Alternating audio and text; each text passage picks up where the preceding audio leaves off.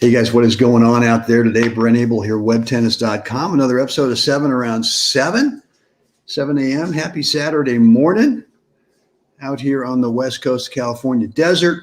Rancho Mirage, the Mission Hills Country Club, Wimbledon Drive, 92270. And we have our favorite sidekick over here, just looking at me and just give me that funky little, the great Jeff Jackledge. Just say hi, Jeff. Morning, everybody. All right, good. Jeff's here for a couple of nights, and then working his way over to Irvine for the National 60 hard courts. For you starts next Wednesday, right? Yeah. Got to buy. The 60s start on Tuesday, but Jeff's got to buy number 5 seed in singles, and then the 70s start on the same day. The first round is on that Wednesday as well. So guys, if you're in the Irvine, California area next week, starting Tuesday, head on over to the Racket Club of Irvine, and they are hosting the National 60 and 70 men's hard courts. Great venue, great tournament. And this year it's loaded. It's usually loaded, but this year, wow. So there you have it. Guys, what's going on today? Hope you're getting ready for a great weekend of tennis. I got a couple things for you today. Number one is, and still the real deal, that picture there is from an exhibition, little small exhibition I played yesterday over at the El Dorado Hills Country Club here in the desert, starting with on the left, the far left, Jeff Austin of the infamous Austin tennis family. Tracy Austin. Tracy won the U.S. Open a couple of times. I don't know what else she won in singles, but I know that her brother, John, another brother, they won the Wimbledon mixed one year. And then next to John, as we're moving from left to right, is Buzz Walters. Buzz, a great tennis player and a member at El Dorado, and really put this exhibition together. And then yours truly on the far right, and then to my right is the one and only Eric Van Dillen.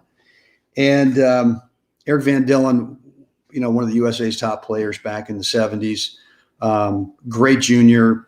God, I think he was number one in his age group every year for, I don't know who was any better. Jeff Broviak was 2 years older, so they were in different age groups, but they were always kind of competing because Eric was always playing in 2 junior singles events, his, and then he'd play up. So anyway, I got a great story about Eric that I want to share with you. And then I want to also talk today about the Sievertson 12, right? The 12 little nuggets from Dave that I got. And look, I got inundated with emails yesterday telling you guys, if you want a copy of this, I've got to digitize it, but I'm going to take it one step further. I'm going to go ahead and I'm going to rope Jeff into Jackledge here into spending some time with me. We're going to go through each one of these 12 and give our interpretation of what we feel that Dave is saying in each one of these recommended goals for BA, as in yours truly. So give us a week or so to get that kind of together. But if you want to get a copy of it, I'm going to give it away. All you got to do is just shoot me an email, brent@webtennis.com. And I'm happy to give that to you once it's done. So look, yesterday, we go out in the court and it just happens that Jeff Austin and I partner up, and I'm starting to gulp because there's the great Eric Van Dillen on the other side of the net. And all I can remember is back in the juniors, I only played junior tennis one summer, and it wasn't even a full summer. It was maybe 3 tournaments. I'd been sort of had this hankering to play some junior tennis when I was in the 14s. And so I go out there and I enter 3 tournaments. And first tournament, can't remember, but didn't do too well. Excuse me. And then the next 2 tournaments, first round ended up playing this guy, Eric Van Dillen, who was 2 years younger. So he was playing up into my age group. And both of those singles matches I lose 0-0, love and love. I maybe win 4 or 5 points in the entire match in both those things. And I come away just going, you know what? This tennis thing, screw it. I'm going back to baseball. Forget it. And that was it. I did not play a junior tournament after that because of Mr. Van Dillen. Well, so of course, yesterday we're out there warming up and I'm going, Brent, don't go there. Don't be thinking about that thing. Love and love. You won maybe 4 or 5 points.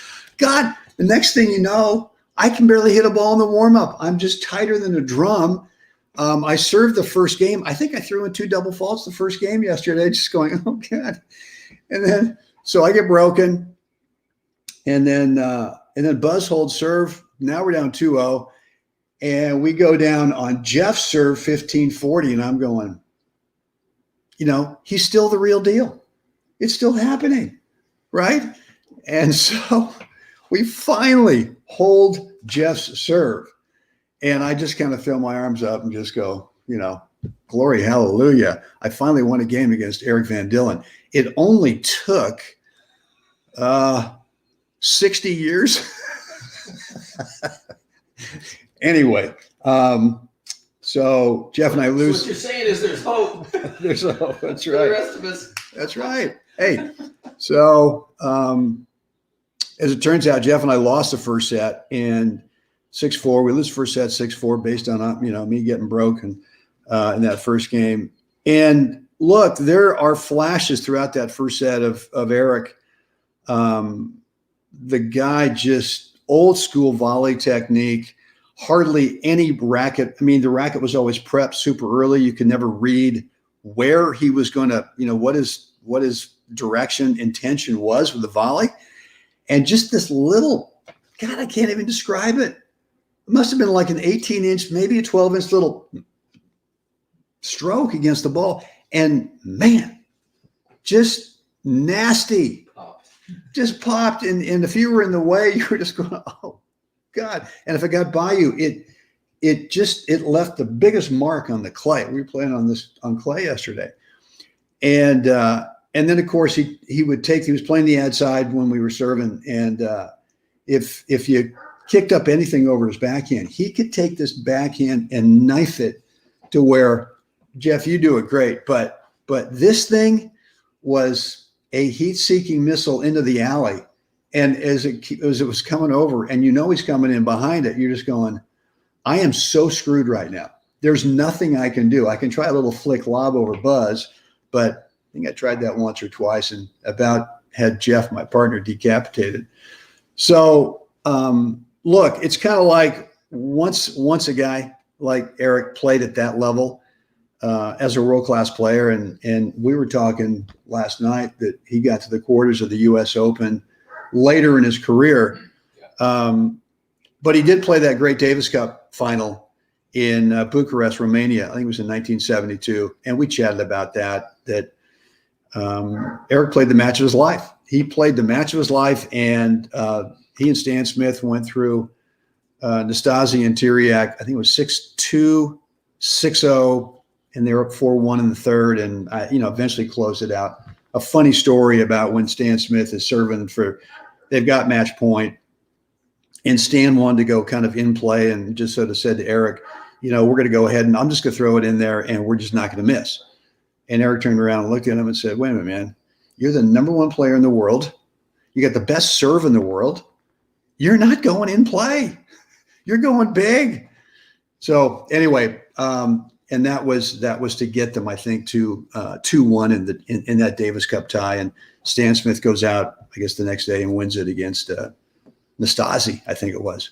Anyway, what's my point today? Nothing more than just, if you ever get a chance to be on the court with someone who played at that level, just really enjoy it, relish it, and don't do what I did for a few games and be super tight. And then Jeff and I did win the second set. I think Eric started to run out of steam a little bit, and we got some free points. And anyway, fun day for me. So look, guys, I don't know, kind of rambling here. Don't really have much of a point other than I just really felt honored yesterday. To be around Eric, to be around Jeff Austin, the Austin family, all that thing. So A lot of fun. Guys, what's on your mind? What do you want to talk about? Let me know down below in the comments area. And by the way, thank you for, I've been asking, requesting for topics to help you with recently. And I've got lots of emails and lots of Facebook direct messages, lots of comments down below. Keep them coming. You got to load me up on this stuff. So I don't have to be really scratching my head every morning, kind of going, what do I want to talk about today? It's just more realistic for me when I'm hearing directly from you, and I can read it in your words and get a flavor for it, for how you're interpreting things. It's much better if I can do it that way and kind of come up with a topic. So look, shoot me an email, brent@webtennis.com. Let me know. What are you working on? You know, is there something that you still can't figure out? Is there a type of opponent out there that just is not bueno for your style of play, right? There's something mental. Jeff and I were just talking about number 10 on the Sievertson 12, which is, I think it's the shortest one, but it really is kind of big. It says, win the points you deserve. Never go from being ahead in a point to losing the point in one shot. And I asked Jeff that, and Jeff, his first thing was, the exit strategy. Exit mentality. I even wrote down mentality. Why did I say strategy? The exit mentality. God dang it, my brain's got, okay. Well, anyway, I need another cup of coffee. Meaning that you work ahead. I mean, you work your way ahead in the point. You've done the pattern work in the point that you want. You figured out a pattern with this opponent that maybe it's not 100% guaranteed, but it wins most of the time. And all of a sudden you get the wide open court, and what'd you call it? You go for warp 10. Warp 10. You go for warp 10 with the winner, just to really drive your point in there, make the guy feel like crap, and you hit it against the back fence, right? So you've just taken yourself from being ahead to losing the point in one shot. Don't want to do that. So anyway, guys, again, if you want a copy of this and what Jeff and I are to do in terms of going through it, we're going to create a little video for each one of the 12. Let me know if you want a copy of it. Again, no charge for it. Just shoot me an email, brent@webtennis.com, and I'll put you on the list. Guys, that's it for me today. Time to get out there. We've got some grass court stuff at 9 o'clock with a big O. I've got a young girl down here, 19-year-old kid, Katie Valanes from Northern California, who unbelievable player. Talk about junior tennis. She's gone through all the juniors, the 12s, the 14s, the 16s, number one player in the country. She won the 18s, I guess a couple of years ago, which got her into the main draw of the US Open. And of course, she's got to play Andreescu first round in the US Open the year that Andreescu wins the tournament. But she played her 2 and 4. It was respectable. It was close, gave her a real flavor of what that level's like. But Katie just won a $100,000 tournament in Bonita Springs, Florida, just recently, which got her to WTA, the Women's Tennis Association ranking of exactly number 200 in the world, and which gets her directly into the Wimbledon qualifying coming up. So she's down here for 3 days. I know her coach really well, Moraga Country Club, the great Mark Orwig, and Jeff, you're going to see this morning that Mark has done an unbelievable job of fundamentals. I mean, the hitting platform from both sides, the forehand and the backhand is so solid. It's ridiculous. I mean, it's just like, oh, thank God. Thank God. And there's someone who's 19 who's doing that, right? Anyway, so she's down here on the grass for 3 days, been working out, and it's been a treat to have her. Guys, that's it for me today. I think it's time for all of us to get out there, have a great day, but help someone else have a spectacular day. Guys, thanks for hanging out this morning, or if you're catching this on the recording, I'll see you again next time.